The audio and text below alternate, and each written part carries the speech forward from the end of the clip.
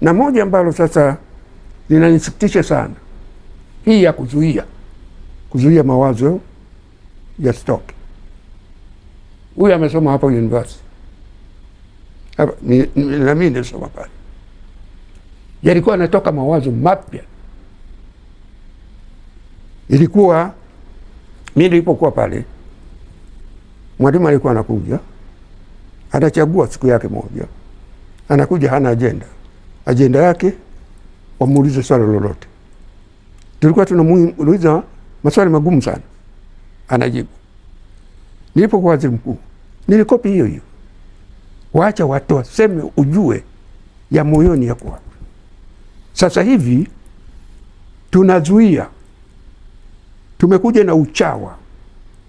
Kama chawa sawa, sema. Kama sio, unazuia. Na tumekuwa na kutekwa, mauaji. Nimeona katika taarifa hii, katika kipindi cha miaka 2 wamepotea watu 750 na kitu. Wengine wamepatikana, lakini 245 hawajapatikana. Miaka 2.